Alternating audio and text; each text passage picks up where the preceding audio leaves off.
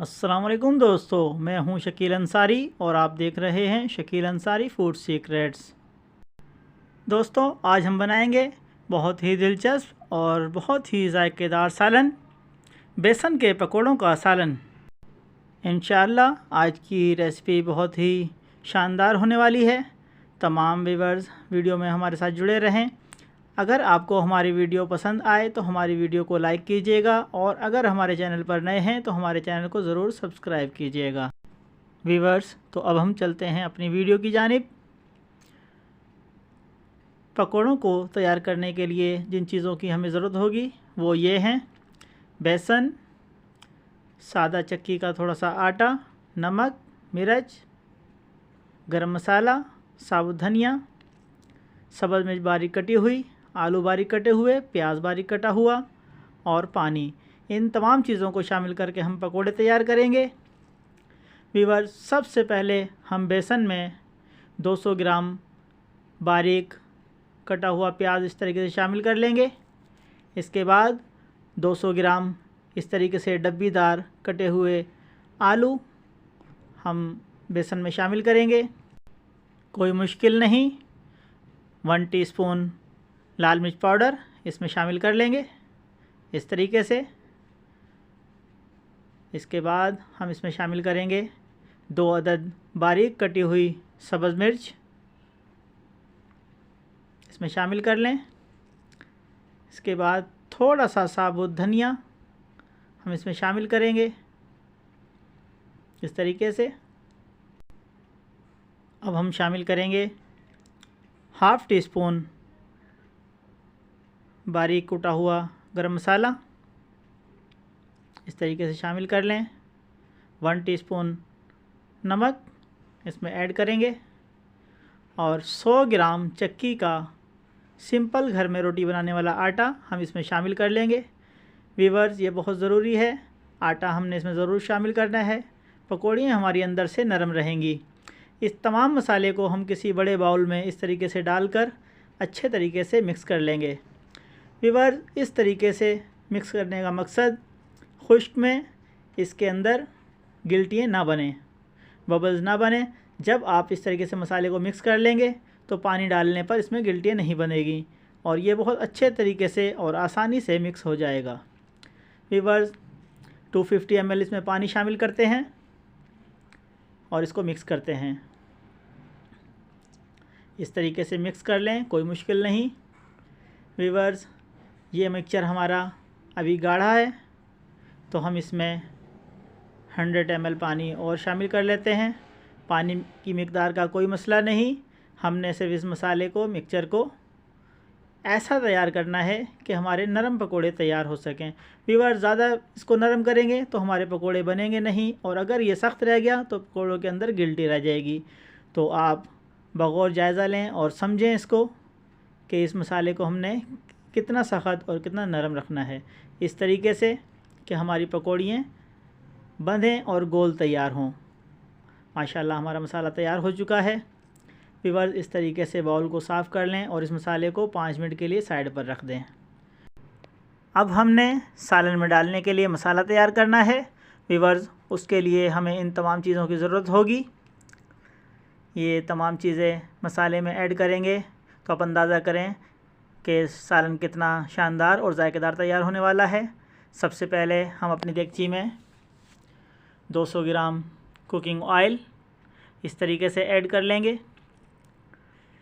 200 gram oil डालने के बाद हम इसमें 1 अदद छोटा बारीक कटा हुआ प्याज ऐड करेंगे और इसको ब्राउन करेंगे। व्यूअर्स, प्याज हमारा ब्राउन हो रहा है, 4 से 5 मिनट ले सकता है। व्यूअर्स, जब हमारा प्याज ब्राउन हो जाएगा तो हमने इसमें 1 टेबलस्पून अदरक लहसुन का पेस्ट शामिल करना है। प्याज हमारा ब्राउन होने वाला है। व्यूअर्स, प्याज हमारा तकरीबन ब्राउन हो चुका है। अब हम इसमें शामिल करेंगे 1 टेबलस्पून अदरक लहसुन का पेस्ट, इस तरीके से शामिल कर दें। इसके बाद हम इसको थोड़ा सा मिक्स करेंगे इस तरीके से। और इसमें शामिल करेंगे 200 ग्राम लाल बारीक कटे हुए टमाटर। इस तरीके से शामिल कर लें और इनको अच्छे तरीके से मिक्स कर लें। टमाटर मिक्स करने के बाद थोड़ा सा हम इसको हिलाएंगे इस तरीके से। व्यूअर्स, अब हम इसमें शामिल करेंगे 1 टीस्पून नमक। नमक शामिल करने के बाद फिर दोबारा से मिक्स कर लें और 5 मिनट के लिए ढक्कन लगाकर टमाटर गलने के लिए छोड़ दें। और दूसरी जानिब व्यूअर्स, हमारा पकौड़ों का मसाला 5 मिनट बाद तैयार हो चुका है। इस मसाले से हम किसी कढ़ाई या फ्राई पैन में अपने पकोड़े तैयार करेंगे। व्यूअर्स, इस तरीके से आप मसाले को कढ़ाई या फ्राई पैन में डालते जाएं। आप देख सकते हैं कि हमारा मसाला कितना शानदार तैयार हुआ है। जिस जगह पर हम इस मसाले को डाल रहे हैं उसी जगह पर हमारा पकोड़ा तैयार हो रहा है। व्यूअर्स, इंशाल्लाह बहुत खूबसूरत, बहुत जायकेदार पकोड़े हमारे तैयार होने वाले हैं। इस तरीके से हमने पकोड़े इसमें डाल दिए और बिल्कुल मीडियम फ्लेम पर हम इनको पकाएंगे। फ्लेम हमने तेज़ नहीं करना। व्यूअर्स, दूसरी जानिब हमारा मसाला तैयार हो चुका है। टमाटर हमारे गल चुके हैं। अब हमने इस मसाले में बाकी गरम मसाले और दीगर मसाले शामिल करने हैं। सबसे पहले ज़ीरा पाउडर 1 टीस्पून, उसके बाद 1 टीस्पून हल्दी पाउडर, इसके बाद 1 टेबलस्पून लाल मिर्च पाउडर और हाथ से कुटा हुआ साबुत धनिया 1 टेबलस्पून इसमें शामिल कर लेंगे इस तरीके से और इसको अच्छे तरीके से मिक्स कर लेंगे। व्यूअर्स, इस तरीके से मिक्स करने के बाद हम इसमें शामिल करेंगे 1 पाव दही। इस तरीके से मसाले में शामिल कर लें और अच्छे तरीके से मिक्स करें और मसाले को दोबारा से पकाएं। तकरीबन 4 से 5 मिनट मसाले को पकाने के बाद हम इसमें थोड़ा सा पानी ऐड करेंगे। मसाला हमारा खुश्क हो रहा है, नीचे जलने का ख़तरा है। हमने थोड़ा सा पानी ऐड किया और इसको थोड़ी देर पकाएंगे। व्यूअर्स, अब दूसरी जानिब हमारे पकोड़े तैयार होने वाले हैं। तकरीबन 4 से 5 मिनट हमें हो चुके हैं। पकोड़े हमारे किसी हद तक कलरफुल हो चुके हैं। थोड़ी देर अभी इनको हम ऑयल में और पड़े रहने देंगे। हल्की आग पर हमने इनको सुर्ख करना है। पकोड़े हमारे जानदार तैयार होने चाहिए क्योंकि हमने शोरबेदार सालन में इनको ऐड करना है। अगर आपके पकोड़े नरम रहेंगे तो पकोड़े सालन में घुल सकते हैं। हमने मीडियम फ्लेम पर इनको इस तरीके से ब्राउन कर लेना है। पकोड़े हमारे तकरीबन तैयार हो चुके हैं। पकोड़ों का कलर बिल्कुल परफेक्ट है।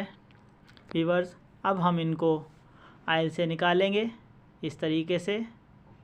कोई मुश्किल नहीं, आराम के साथ आप किसी जाली पर निकाल लें और इनका ऑयल ड्रेन कर लें। व्यूअर्स, तमाम पकोड़े हमने निकाल लिए। थोड़ा सा हिलाकर इनका ऑयल ड्रेन कर लेंगे।